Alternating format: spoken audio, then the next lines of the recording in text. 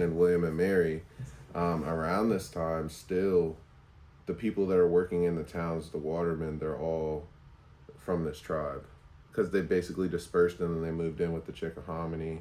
And they were doing like this circular thing until they dispersed enough that they weren't called a tribe anymore. But it's one of these situations where the bands melt into different places depending on, maybe they had a family member marry into this tribe before, so they feel more comfortable. Some of them married into black communities, some of them married into white communities. And what's really interesting is this tribe was, their chief was a direct family to Powhatan, like a son or a brother. Because he usually had his brothers, sons, or cousins rule the tribes that were in the Confederation. So it was very, very interesting to see that type of dynamic really was like prevalent. And what's so interesting about it is because they were really a small band, and when you have a person from Powhatan's direct family ruling over you, you're important, which means they keep you alive, which means you were smuggled into other nations in order to preserve what you knew. This mantra that natives just like died out wholesale and didn't try and save their knowledge is not correct. Because our story is oral, it's important to save the person, save the families, save the memories. So there's another instance. This is well documented. I believe it's Dumpling Island on the Nansemond River. It was, and don't quote me on the island, but I do know that island in specifically was home to all of the artifacts and all the ancient relics of the Nansemond people, and that's where their chief resided, in the middle of the river. And when Suffolk basically got upset for something, I guess somebody got blamed for murder or something, and they ran out and got on boats and they burned the whole island. And this is what forced the Nansemond down into the Abysmal Swamp, and then North Carolina, and then with the Nottoway and tribes like that. And so that's very interesting. And it's really, really plausible that this tribe I was speaking of before, some of them would have went to Suffolk because they're in Gloucester. That's like it's right off the James, and then the Nansemond runs really close to the James and the York, and they were primarily off the York. They could go up to the James, they could go out to the bay. So I think that it's very plausible that they were in contact, and maybe some of these families did go. I do know that there was an interesting case of soldiers in the Civil War, mulatto soldiers from the Yorktown and kind of that southern area, Surrey County, areas like that. And they actually got land because they fought in the Revolutionary War, and a lot of them ended up moving to like Illinois. So you have instances where these people finally get land and they just move completely away. So now you're taking away from the integrity of what we would view a tribe. It's very fluid. So it's harder for these smaller groups to really prove under the lens. And that leads me into my big deal is this past week, Muscogee Nation was in court session, and we were going through a big deal about the freedmen. Now, there was an old treaty signed back in like 1860s, right at the end of the Civil War, and it was a treaty saying that all the freedmen that were in Muscogee Nation were entitled to be treated as citizens and entitled to have the same land dispersal and all that. So like allotments, just basic supplies that they would sometimes get. So that was a big deal, and we disbanded as a tribe around the Federal Termination Act. The Indian Termination Act is a part of the Indian New Deal, which was going on the same time as FDR's New Deal in the mid-30s. They're reorganizing the whole thing, and so our tribe disbanded federally, just like the Mononymies. The Mononymies are a very famous case, much smaller tribe, but their land that they owned was very, very, very rich in lumber and stuff that I believe it was Wisconsin wanted really bad. So they kind of went in, but then they were able to win a lawsuit, and it was all around this AIM period, the American Indian Movement period. In 1979, I believe, we became a tribe again, and that's where we ratified our new Constitution. When we ratified our new Constitution, the freedmen were not in that Constitution. This was a Muscogee first Constitution. So it really showed some of the racial tensions, but that's also just really easy to go off of. Where we are in Oklahoma, we're so connected with African American communities. It's really hard to draw a line. Even on our own reservation, the allotments, we had to sell like 20,000 something acres to the state, or actually they weren't a state at this time, to the government, and they split those allotments up in amongst African Americans and white men and cattle ranchers, specifically from Texas. And this was happening around the time that one of my great grandfathers was, I think it was a great uncle at this time. He was a chief, one of the Perryman line, and they got into bad dealings with cattle ranchers and stuff. So you're seeing like this bad blood start to happen between Oklahoma and Texas, because Texas is a state, Oklahoma isn't. It's still a territory. We don't become a state until the early 1900s. Well after Texas has been a state and a republic and whatever else you want to go on about Texas. Now, another interesting part about it is where our reservation is located, the top of it splits Tulsa in half. The north of Tulsa is Cherokee Nation. This is where we have issues because Tulsa is already a city. You know, it's got its own government, it's got its own people. You had Black Wall Street happen there. And I think it was 1929, or it was around there, when the Black Wall Street was burned. I mean, the Ku Klux Klan is very prevalent and has been prevalent in Oklahoma for a long time. So those racial tensions really flare up and people are scared. You also look at the poverty. South Tulsa, where we have it, it's more of the central business district, a little bit more stuff. In the north of Tulsa, it's not as good. A lot of low income housing, a lot of stuff like that. That doesn't tell the whole story, but it's also old. They didn't renovate that part. So a lot of the crime and stuff happens, and those people are freedmen from Cherokee Nation that live up there and mix in with people from our nation. So it's very weird. And Seminole Nation also has a lot of freedmen, and not even really as much freedmen. They were treated as kin when they went to the Seminole. We were the slave owners, which it's crappy to say, but that's the reality of the deal. And so when this happens, you have a lot of inferno happening. Now take it back to the founding of Tulsa. The first township around Tulsa, my great however many grandfathers founded, Ben Perryman. We have a Perryman Day in Tulsa. So it's been proven Tulsa is a Creek word. It's a Creek word. I think it means little river, because I think it's the Arkansas River. It's nothing but a trickle by the time it gets through there. It's very, very dystopian looking, but it's a Creek word, and for all intents and purposes, a lot of it is a Creek city. So but you got to look at the demographics of who lives there. There's a lot of black people that can have blood but can't pass the blood quantum. So this is the next thing. The blood quantum, it's got to go. And it's what's killing the tribes here. It's what's killing the tribes out there. And it will eventually kill the strongest of tribes. And this is I'm quoting a little bit loosely from William Harjo. He recently came out with some posts on Facebook, and he is a very integral part of like Native politics and stuff like that. I think he runs something for like an Indian agency or bureau, something like that. But he's very high up. And he was quoting that, we shouldn't look at our children as fractions.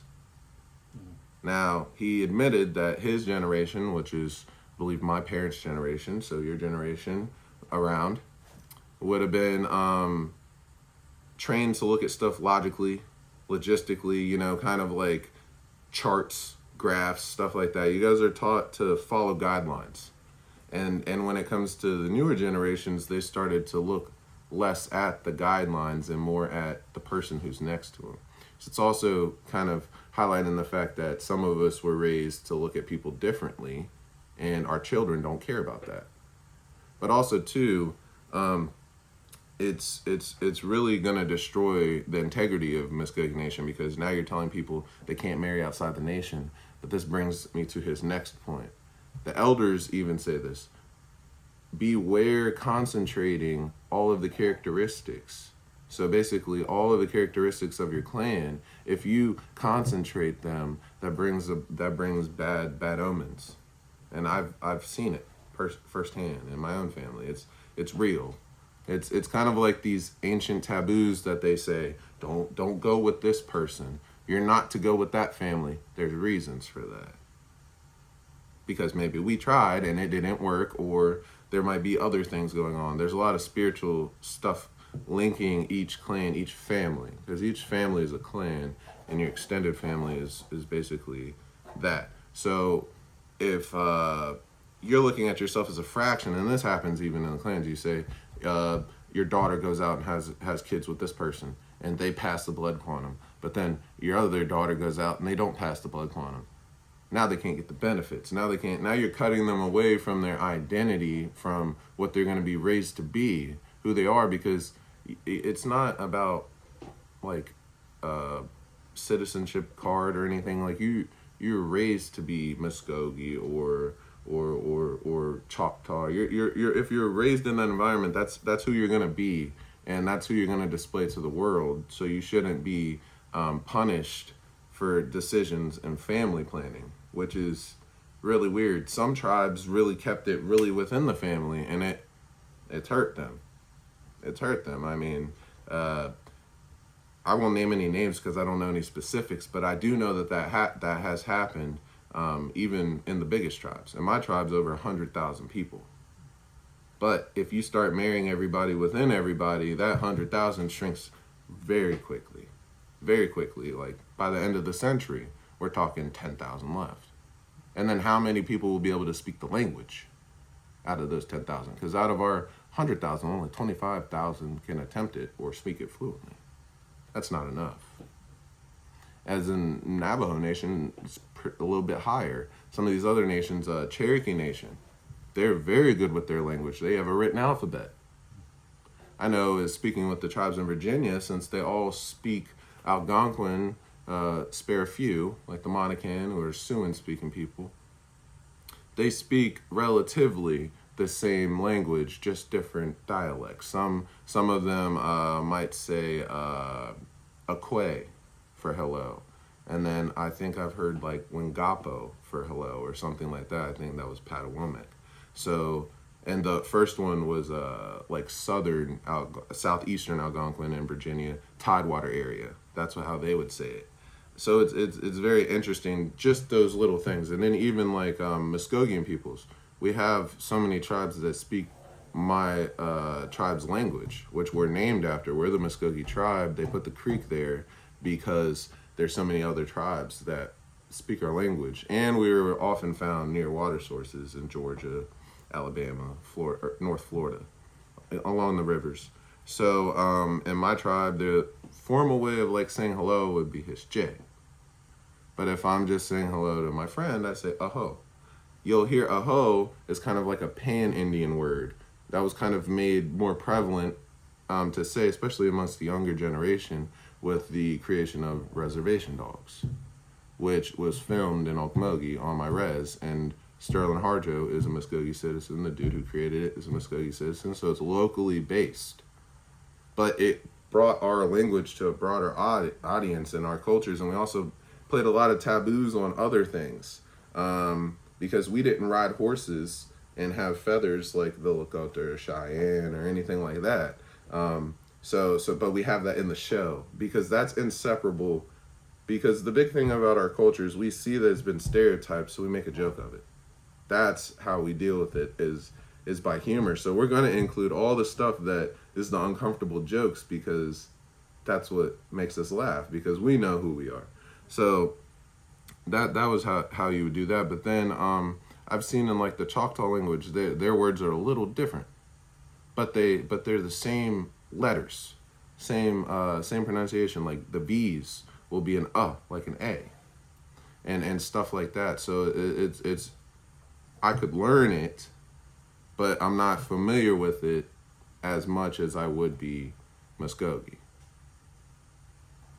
So and I believe also the Seminole, they speak Creek, they speak Muscogee. They are kin. The Seminole were basically, it means runaway or renegade, because they ran from Andrew Jackson, who we called Sharp Knife, and he was coming down to quell the Red Stick Rebellion.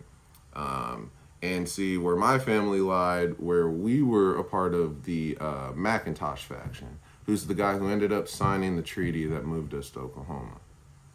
And how you split up a lot of these towns, and this is different for every tribe, but it's the same principle. You would have white towns and you would have red towns. White towns were ceremony and peacekeepers.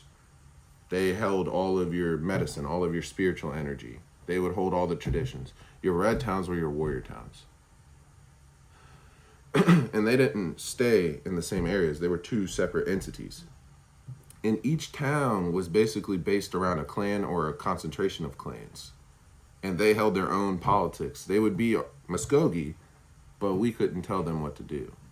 So you start dividing that down, and as you go down Georgia into North Florida, and they're all just little Greek city-states, basically, if we're going to a European context. And that's how you basically see it. Now, we are all tied by a common identity. We're Muscogee, or we speak it, or we're of the culture. Maybe we share blood. That was not a requirement. And then also, too, you think customs, the way we dressed, what we ate. And then the biggest one is ceremony. You'll see all the all the tribes in the Southeast do a stomp dance. That's kind of our unique thing. As you get up into the Great Lakes regions, that's more of the round dance type deal. It's not quite plains, but it's something called like the jingle dress or the ribbon dress, where you'll see the ladies, they're jumping and spinning. That is from the Haudenosaunee or Iroquois and Ojibwe. Those are Great Lakes tribes.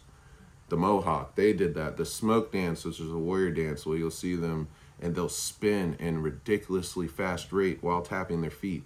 And they do that it's insane. And that's their dance. And when you start getting out into the plains, you have like, that's the round dance. That's the powwow dance. That's what you see. So like they'll do the reenactment of Little Bighorn. They'll do the crow hop. I think there's one called the stalk dance. It's basically one where they're stalking, and they'll get down and then they'll get back up, and it's very neat. I've seen that in local powwows as well. That's kind of like an intertribal, pan-tribal idea. They do that at every powwow, basically. Those types of dances. Then you'll have men who do a different type of dance, like it's more of like a Southern Plains, like Kiowa, and they'll be more erect, and their feet will be moving out, and they'll be going at a slower pace. And then you have one where it's basically a reenactment of a battle, and you start at four corners. Each tribe cares about the four corners. So when you start looking at the four corners, and then you put a wheel around it, that is the medicine wheel. And the four corners just directionally make sense, so we know where to navigate. We always knew where we were.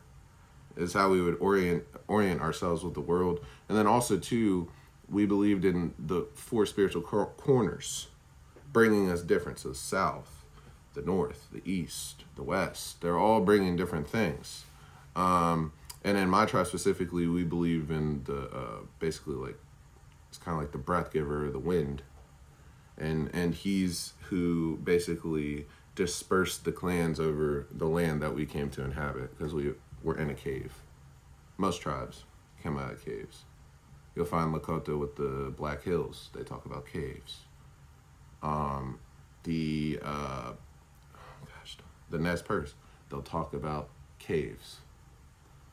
It's very, very interesting. A lot of tribes talk about caves, except for the Algonquin tribes here. I don't hear them talking about caves. this was told to me by the Rappahannock historian, Dr. Reagan. He was, we had an interview with him, me and my friend Kendall Jenkins, and he talked about the Great Hair. And I'm not of the tradition. Somebody could probably tell you it better, but the gist of it is there was the Great Hair, and he was so magnificent. He made all these creatures, and the spirit world was angry with him. So they were wondering how could life thrive in a world so cold, describing the Ice Age. So then when they came down and they blew and they dispersed the Great Hair, and they blew him down. They blew all his creations into fragments and dust, and he picked up the dust. And he would do sort of like a smudging thing. You'll see a lot of elders, and the smoke will go out the dust. And he's dispersing it around the land. And then the new fauna starts to come up. It's different from before. The deer, the rabbits, the raccoons, the bears. All of these things started to pop up. So basically, that's when the humans came. And when the humans came, the Great Hair told them, don't cut your hair on the side that you draw back your bow. Taught them their traditions, how they wear their hair, how they make their pots, how their women live their lives, how their men live their lives. And basically it's describing the ritual of everyday life. That's what we would call medicine, because it would take the whole tribe coming together for us to eat. It would take every man and woman in the village helping on this big pot so that we could make food. Men go gather clay, women go gather clay, and then we all build it together. But that's all broken with European trade and contact. That's what broke the medicine. We didn't need to rely on each other anymore. Starts to eat at the fabric of a tribe. Because at the end of the day, you're all individuals deciding to come together in a tribe. There's no one leader that says you have to stay in here. Sure, they could probably kill you, but what use is that? That's one less person to help, one less person to defend, one less person to further the tribe and the population. So they come in with these metal pots and these fabrics and stuff, and all of a sudden, we don't need to make our pots anymore. We don't need to come together as a tribe anymore. We can branch out. And that's when you see us. One tribe will get metal weapons and have a long-standing grievance with the other tribe, and they'll come in and push. And that's what happened with the Lakota and all these tribes. They got pushed out onto the plains. The Lakota were in like the Great Lakes area, like Minnesota and stuff like that. Where the Dakota were, there was the Dakota, the Nakota, and the Lakota. They're all part of the same people. But the Dakota stayed, and the Nakota and the Lakota left. The Nakota went north towards the Cree on the Alberta plains, and the Lakota went south towards the Badlands, the Black Hills, the Great Plains. So but that all happened because the Ojibwe got weapons. Well, the Ojibwe were pushed away because the Mohawk got weapons from the Dutch. You see what and they massacred and wiped out whole tribes as they pushed. And that's when the Ojibwe, they split. The Ojibwe go north. Chippewa is what we call them in the Minnesota area. The Minnesota Chippewa, a college team, they have their name. But that's just a southern version for the Ojibwe. So you see this dispersal, but as they're getting pushed out, the Lakota are running for their lives. Well, guess who's waiting for them out there? People like the Crow, people like the Cheyenne, who were originally in the Black Hills. The Lakota pushed them out. They pushed the Crow out. Well, then when you push them that way, guess who they run into? Who every fur trapper you'll find in every account feared if they went into Montana, and that's the Blackfoot. The Blackfoot went from Montana all the way up to the Arctic Circle almost. They fought with the Cree. I mean, the northern plain politics is really fascinating if you want to understand why those people just couldn't go north, why they wouldn't. And then also, too, the border politics, because Canada and the U.S. dealt with it the same way, but very differently. So you see all these tribes getting pushed.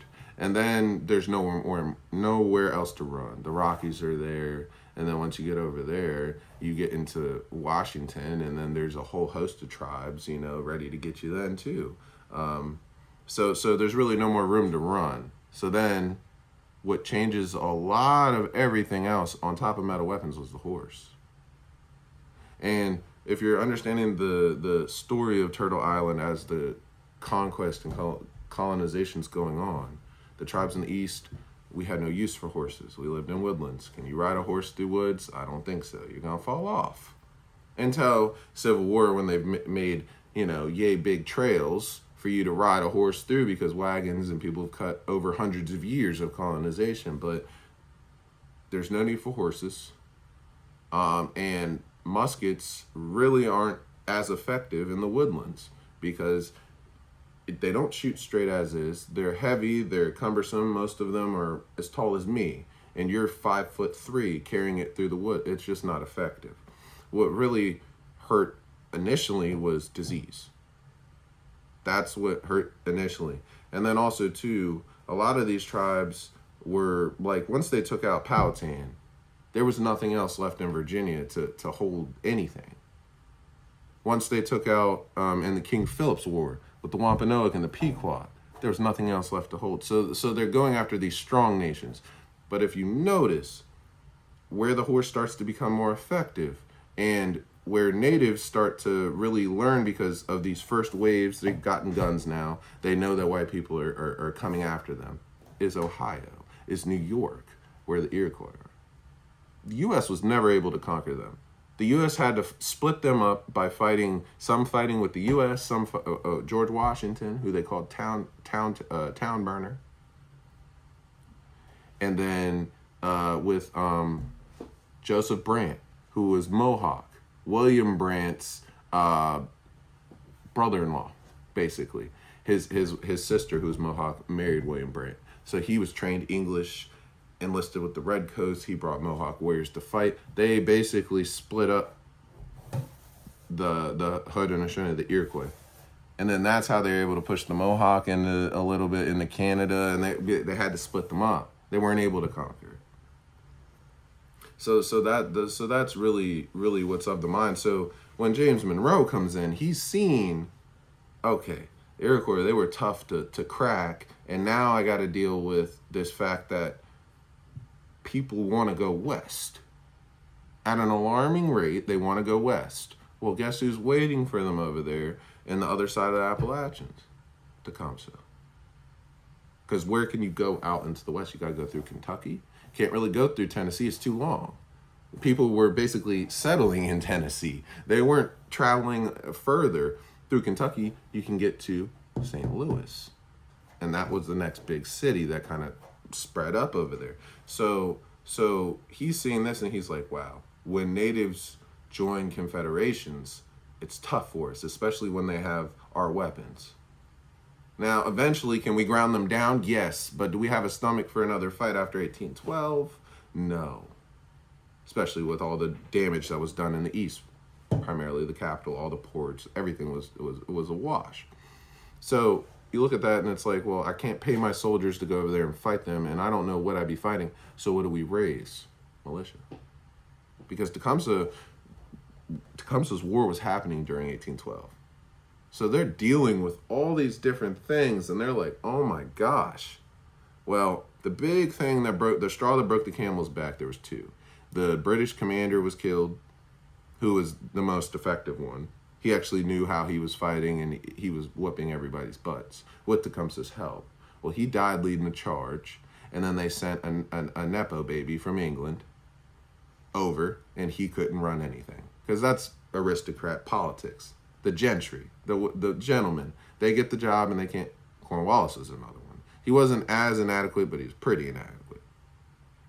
So they send this over, and Tecumseh can't work with this guy. He hates Indians. He actually starts giving smallpox blankets. Like things like this happen again because he just really doesn't see us as humans. Well, so Tecumseh goes, and it's really two people. It's Tecumseh and the prophet, his brother. His brother was the prophet, and he ran Prophetstown, which was where all the tribes, like survivors from the Iroquois, survivors from the Sac and Fox with Black Hawk and them, they're all coming down into Indiantown, and they're congregating. And it's similar to kind of what happened in King George with the Indiantown site that they found way back in the woods. That was where all the tribes came, and they were like, we didn't care what tribe we were, we got to live together. 500 warriors is better than 20.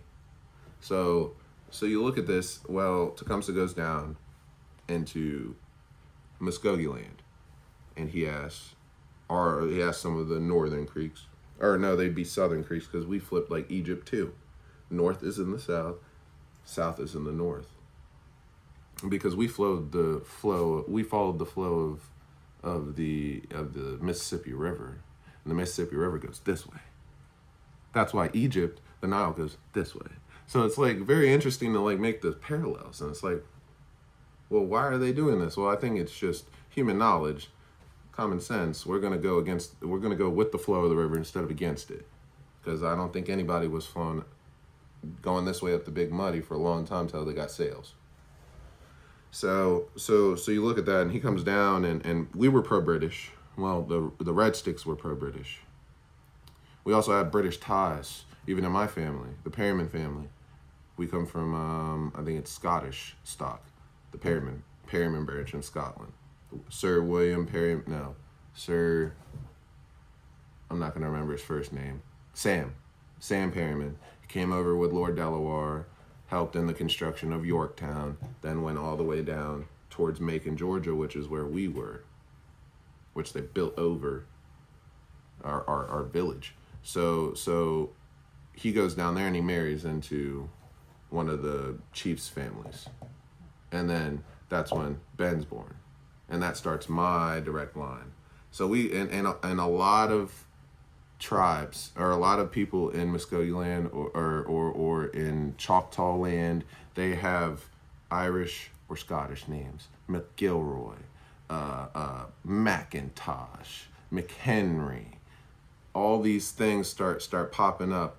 And that's really prominent there. And you see that as well, but it's more English stock, I think, and a little bit of Irish with the Cherokee, I think more.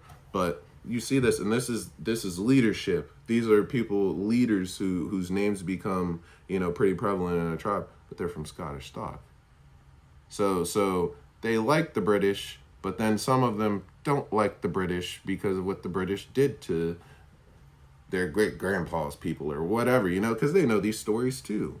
So it's very, very, very thing. And they don't want to piss the Americans off too bad, because guess who's down there in old Tennessee and northern Georgia? Andrew Jackson. He's coming up around this time. Didn't he fight in the Battle of New Orleans in the War of 1812? So that was the Battle of New Orleans. They kind of kicked the British butt. But so that's like all these things, and they're feeling all these pressures. Also, too, around this time, around 1812, is really when we start ramping up a lot of our wars. We have the Creek Civil War, I think in 1814. And then the Red Stick War, consequently, after that. And after the Civil War, they took, I believe, 23 million acres from Muscogee Nation. No, it was actually hundreds of thousands of acres. It wasn't 21. It was hundreds. So they basically took Georgia, north of, like, all the way up to Florida, Alabama, all the way away from us. So as this is happening, this is where the president's politics and the Congress starts really focusing on Muscogee people, because they see Tecumseh went down. So there's definitely pressure to say no to him. History might have been a little different had we said yes. Maybe it would have been more destructive for all of our people. So things played out the way they played out. Well, then we have the Red Stick faction saying, we want to fight. The British said that if we keep our gun, if we fight, we can keep our land, because, well, guess what? The British are in Florida. Because the Spanish are inadequate. The British move into Florida, and they're like, we'll smuggle you guys some guns. And then when Andrew Jackson comes, a young boy from the Tallahassee band flees down into the Everglades. His name was Osceola, who became the famous Seminole chief. He was from the Bird Clan, Muscogee Nation. Became a Seminole. He might not even have called himself that at the time. That moniker came on as a name. Those people weren't. They were Muscogee. They were Yuchi. They were Miccosukee. Who Miccosukee people just fought really hard to stop alligator Alcatraz. So they're Muscogee speaking people. So it's like you're seeing these things go. And then I'm really interested to really know a little bit more about delegations, because there was a sign off of near Ferry Farms, right in front of like George Washington's deal over there. And there's a sign saying that there was a procession of Creek people that came up from Georgia to meet with George Washington on their way to New York City to sign the first treaty with the young United States of any Native nation. And I was like, wow. But that also goes to show you what they thought of the tribes here. They were still here, but are we seeing that melt into the woods? Are we seeing that melt into homesteads? Are we seeing them keep our heads down so they're not a political entity as recognized by the white man? Or are they not allowed to be? I think it's a mixture of both. Because you also see Bacon's Rebellion, which is before Monroe, but Bacon's Rebellion really scared the crap out of all the tribes.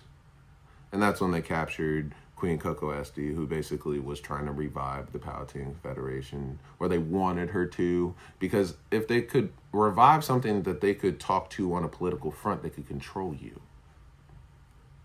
So that was like a big deal, and I think that all that him being James Monroe being a student of Virginia history, being a living student of Virginia history as it's being molded around him and as it's been molded before him, would recognize that if I can't get these people into a political entity, well, I need to assimilate them immediately. Find a way to do that. Because early Republic politics were rough. I mean, it was hard to really push anything. They were still trying to deal with, well, we just stopped the slave trade from Africa, and now the Southerners are mad, and we're kind of hurting on our pockets, so what do we do now? So, and I know that he was a big part of the Bureau of Indian Affairs formation, kind of, and I think he was the one who set up the Bureau. James Monroe was the one who set up the Bureau, and he was the one who laid the patchworks, who his apprentice or his underling would eventually implement in the 1860s, because he was young when James Monroe was in presidency. And he implemented this stuff in the 1840s, 50s with a more heavy-handed approach than what Monroe was really going after. Because when he dealt with tribes like the Eastern Cherokee, like in North Carolina, they built a school for them. Those people are still in the Smoky Mountains. They're the ones who built the highway for the park. That's how they were able to keep their land. They're their own sovereign entity in the state of North Carolina. They built a school. I know they built a school down in Mattaponi land. That's very old school. This is in Doswell, and they have a reservation, the Mattaponi Indian Reservation, and that school is old. And it's an original school for Indians. And I'm assuming the African-American kids that lived, working the farms and stuff around. Because this is always a close concentration. They worked hard to wipe that out recently, with Plecker and all that. They that's not recent, but over the decades, they worked hard to distinguish, especially the one-drop rule. All that really made people push away from what was originally a close kinship for survival. So I know they had a school, Pamunkey Indian Reservation. They have an old school. They were they, I think, were the first reservation. So you do see them dealing with some nations. Pamunkey were one of the bigger tribes or if not the biggest, in Powhatan's Confederation. The Pamunkey were his northern warriors. They'd go up and fight. Them and the Chickahominy would go up and fight with the Monacan, who John Smith talks about a lot in his records and stuff like that. So you see them, and they're concentrated right around Richmond, which would become the capital of the state. So they very, very, very, very, very concentrated there. So they were the first in They just said, plop them there. That's the reservation. Mattaponi got a reservation around that same time. They were very early. So you do see these things being a reservation. But the problem was, I believe, they were set up by the British. So it's a colonial reservation. So when the presidents come in, they're like, well, you don't have a treaty with us. You got the treaty with the British. So finding a way to navigate that was very interesting. And I think that's where the model for they've been living with Europeans for centuries now, so they kind of know our ways. Do we really need to assimilate them or just encourage them into towns and leave them be? Because it doesn't seem like they'll quell any trouble anymore. Or they'll start any trouble anymore because they learned our ways, they use our currency, they grow our corn, they do all this stuff for us. They're our watermen. Like, do we really need to mess with them? So I also think it's that too. So it's very interesting. But then when you get down to the Yorktown area, it's totally different. The concentration of African Americans there brought from the slave ships, because there was only a finite amount of people brought to Fredericksburg. It was like 15,000, and that's it. It was one drop. And then those people grew families over time, and the population exploded. But for a lot of Virginia, there was not a lot of slaves being brought in to this area. They were either getting brought down further on the Rappahannock, where it's more navigable, in Colonial Beach near George Washington, or they were being dropped down in Virginia Beach, Yorktown. That's where they're concentrated. So I think that they had a different attitude towards those people, and using the heavy emphasis on those people, because I think that's how they would definitely viewed them. And I think it was less viewed or frowned upon for tribal members to marry into African American communities. Because you also got to remember, in the early republic, I don't know if this lasted all the way till, I don't believe it lasted all the way till James Monroe's presidency, but if you were a Native person and you married, I know if you were a Black person and you married a Native person, the Native person could own land. It was a weird thing where mulatto people could own land. But it was very quickly done away with. You'll hear people like Paul Cuffey, whose mother was, don't quote me, they're gonna get mad at me, Pequot. I know that it was either Wampanoag, Pequot, one of those tribes up in New England. And his dad was a slave. He owned, and a lot of them got into the shipping business. Especially in New England, the African American people up there were mercantile people, merchants. So they got into that. So you see little instances of mixed race people doing that. So I do think that is where the identity, like kind of like a Creole identity in Yorktown area, kind of spawned up. And when that happened, I don't think the government was as willing to deal with you as an Indian at all. And which is kind of different, because in Canada you have the Métis tribe. They're people who are French and Ojibwe descent, or Scottish and Cree descent. And they formed their own, they were raised in Native ways and in the church, in the French church or the English church. So they're the bridge between two worlds.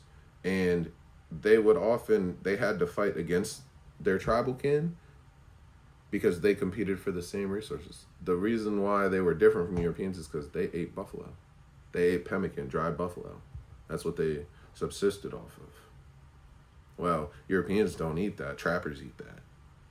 We eat a full-based diet. Then, so these things are starting to, plus you guys look rugged. You look like frontier people. So I think but they were able to form a strong base and be recognized and stand up and fight against some of this oppression. So they were more respected, but this was bigger numbers. We're talking thousands of people, because the Cree and the Blackfoot are way bigger than any tribe down here at that point in time. I think even in the Confederation, we're talking 30,000 people, which is a lot of people.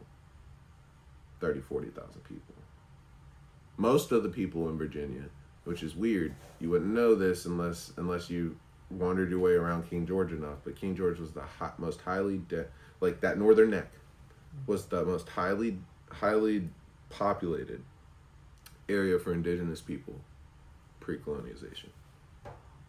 That's where all the action was, because and you have tribes that come up into the Northern Neck. You have the Rappahannock that do that. You have the Mattaponi. You have the Upper Mattaponi, which they were all the same tribe back then. Their split happened, politics later. Then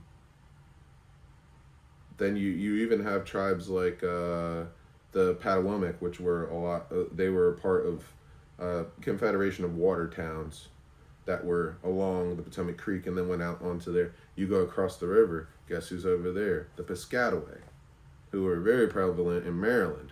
And the Piscataway were actually moved into Stafford, right on the other side of the Rappahannock, as a buffer, because during colonial times, Northern Virginia was a raiding point for the Susquehannock and the Seneca and Oneida. They would come all the way down here. And the Oneida and Seneca would go all the way down to North Carolina. The Iroquois would go all the way down there to fight. And they would do a lot of damage. And that's why when the Tuscarora got kicked out of North Carolina, they came up and became the Sixth Nation in the Haudenosaunee. They shared language ties. There was trade ties. They'd fight together. And I believe that they are like the bead makers. That's what their name is in the Confederation. I think the Mohawk is like people of flint, because they had a lot of flint in their lands. Kind of like in the Adirondack Mountains up there, or Allegheny Mountains up there in northern New York. You had the Oneida, the Seneca, the God, I'm gonna blank. No, I shouldn't. There's two more nations, and I always blank on their names.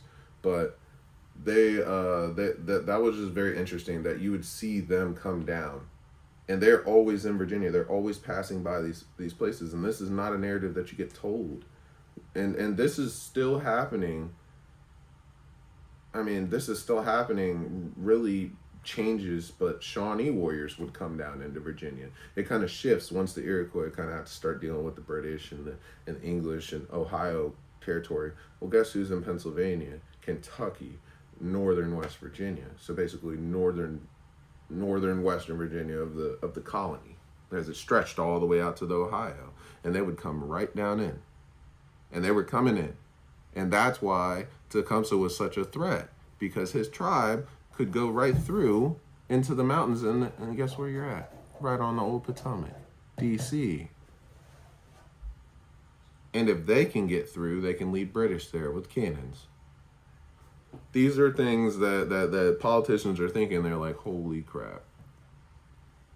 And the worst thing about that was these tribes that were on the other side of the Appalachians, they got all the weapons, they got all the knowledge, they got all that stuff because of the trade and people running over the mountains to tell them. They've had a long time to prepare, and they've had a little time to gain some immunity to some of the sicknesses that tribes on the other side of them had no way of getting. And really, that whole corridor was kind of blocked off. You have the Shawnee here, and so if we're on the Mississippi, like Missouri's kind of open.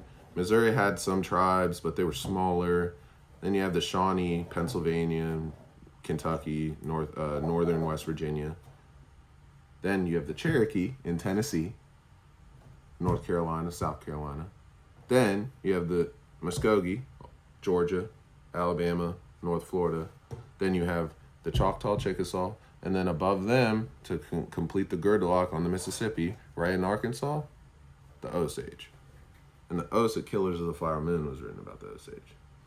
I mean, they were known as a very, very, very, very, very tough tribe to deal with for Europeans, because they got Spanish horses early from the horse dispersal.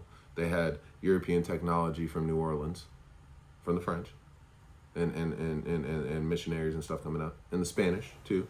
So they had all these things, and they had a very, very strong warrior tradition. So much so that they were very, very fierce. This is the image of a warrior, black all the way up into here, sometimes the whole face, and they still had kind of a woodlands deal with their hair. They would have tufts or mohawk, shaved sides. You don't see the long hair really until you get out towards the plains. Because guess what? You need something to keep that wind off your neck. And you can't tell me that natives will wear long hair in the woodlands. I mean, I know you struggle if you went and sat out in the woods for a day in the humidity. I mean, you'd be ready to go inside. Like, these are things that are just common sense. But they were very, very, very, very tough people. And it took a long time for the U.S. government to deal with them. And dealing is kind of like not the right word, like to conquer and try and eradicate them. Because later on, when we have the removal, Andrew Jackson, where does he put the Cherokee first? Cherokee Falls, Arkansas, right on top of the Osage. Cherokee and Osage do not like each other. They've known each other. Tennessee, Arkansas, they know each other. They don't like each other. And the Cherokee are very unhappy they had to move. Very, very unhappy. That's why you hear a lot about them. A lot of people died, but they were very unhappy. As was every tribe, but they had more of a voice in mainstream media back then because they could speak the English tongue. John Ross was a part of U.S. Congress. He was their principal chief. So of course they had a vote, but they were mad. They got put there, and this is where the Osage start to get really squeezed. They got to fight the Cherokee because when they leave their villages to go out onto the plains to hunt buffalo, well, that starts to become a problem because guess who's there by that time? The Comanche. The Comanche don't like anybody on their land. They were the most powerful entity on the Great Plains, Southern Great Plains, like bar none. There was nobody even close. They were the biggest. They had an actual empire with different clans. So they had like the Katsuteka, which I believe was Quanah Parker's band. They had other bands, Antelope Eaters, stuff like that. They stretched from the Nakona band. They stretched from Oklahoma, like the Red River, all the way down. Or no, the Canadian River. No, all the way up into Kansas, actually. So southern Kansas all the way down to the tip of Texas. And that's basically what they had. Well, and then when Spanish came in, there was Central Texas, basically. But so you're coming out and you're going to have to contend with them. Well, then guess what the Cherokee do when you're out raiding? Because Cherokee don't hunt buffalo. They're going to raid your villages. So eventually they get pushed out into like this Texarkana area, then southern Oklahoma. Well, they couldn't go into southern Oklahoma because southern Oklahoma was basically promised all to the Choctaw. They got the whole corner, which is really like the mountainous area. It's right in the Boston Mountains. So it's hilly, a lot of water, rainfall, good for crops. So they got set up in a decent area as far as geographics go. But so the Osage couldn't go there. So you know what? They plopped them all the way in the north of Oklahoma, about 30 miles. What would that be? Northwest of Tulsa, Oklahoma, and that's where they plopped them. And guess what? When they plopped them there, tribes like the Osage, Muscogee Nation, we started finding oil on our land. Well, then that starts the whole, we're going to come in, no, we're going to put our own little well here, and we're going to make our own money. No, that's when the big corporation, they start raising cane. And so that's kind of forming the landscape that is coming around the turn of the 20th century. So all of these things are really, really connected, and they tell kind of a story of patterns. Sometimes you get ahead. Sometimes you get knocked from the get-go and you have to pick up the pieces. And then other times there's just a deeper story. You got to use, what would you do in that instance? We're not really that different. We just think differently. But human emotions are human emotions. Intelligence is intelligence, no matter what age of history we're talking about. And also too, human instincts. So when it comes to just looking at tribes through a different lens, because you don't know how many times they've had to hide relatives in this place, move them, smuggle them through tribes. There's a lot of instances of that.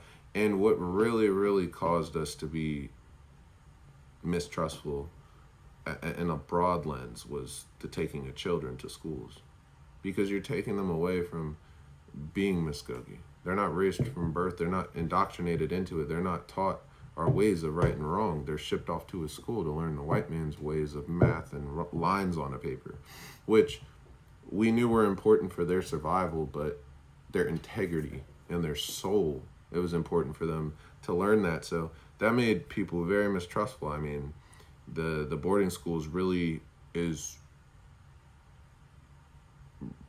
it's the main one of the main culprits of mistrust and despair in our communities, even to this day. I mean, because my grandma's generation and then onward, I mean, all the way to the beginning of the 20th century and a little bit before that.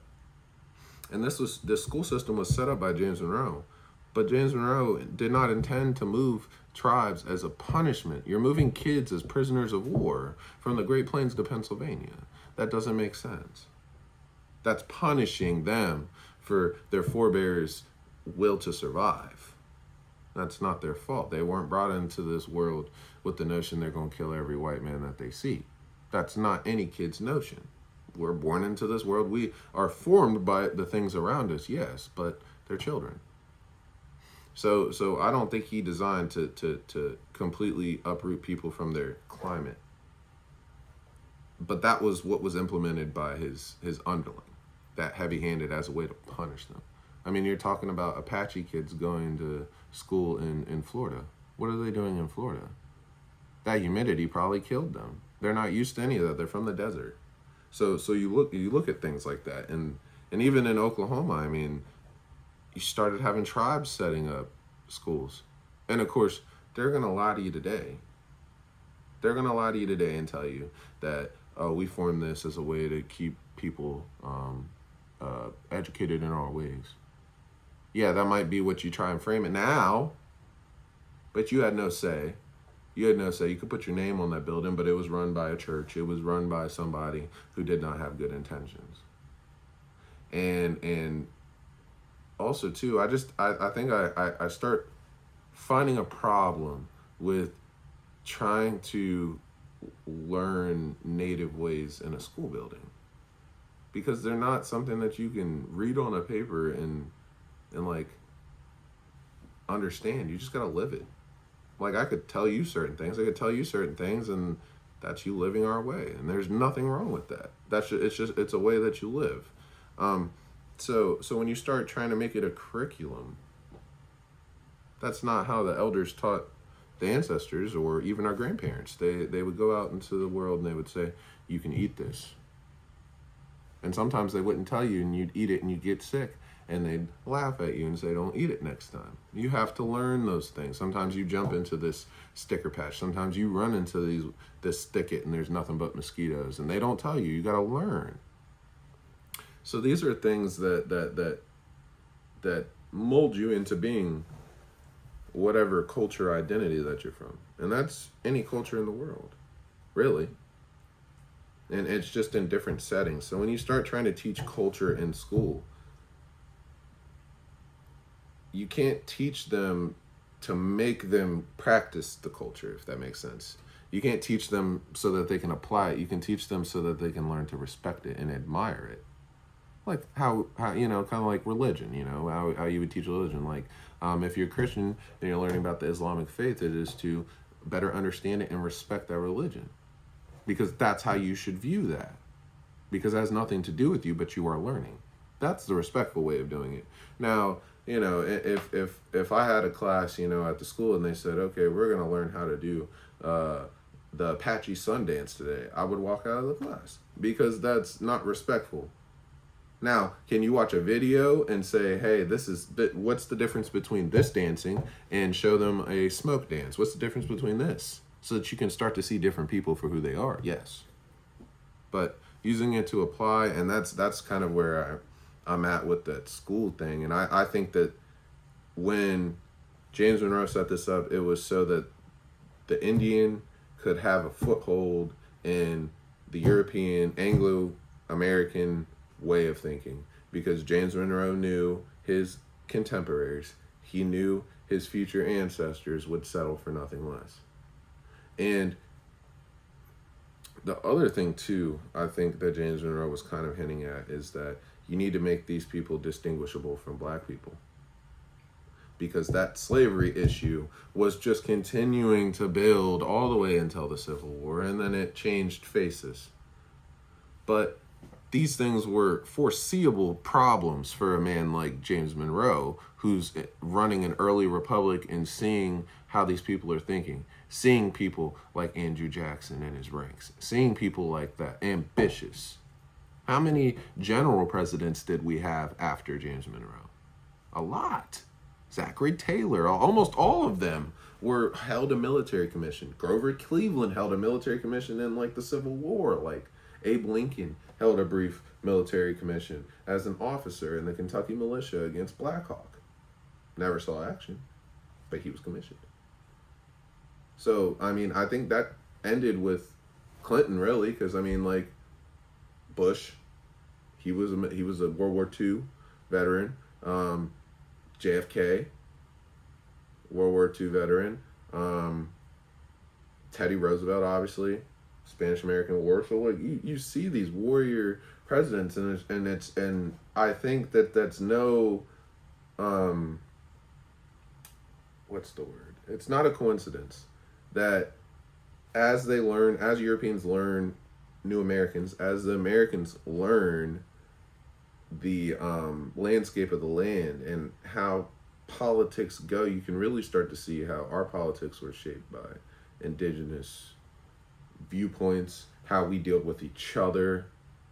And it's even transferable. Some states don't like each other. Why? Well, maybe because there was old rivalries before that. Oklahoma means land of the red people. It's been, and make no mistake about it, Oklahoma was not a chosen point for a lot of tribes. There are very few tribes that base themselves out of Oklahoma. It's a very harsh and unforgiving environment at times, very fickle. Flash floods, droughts, snowstorms, fires, tornadoes. Like, it's very unpredictable. You have tribes like the Kiowa, Comanche.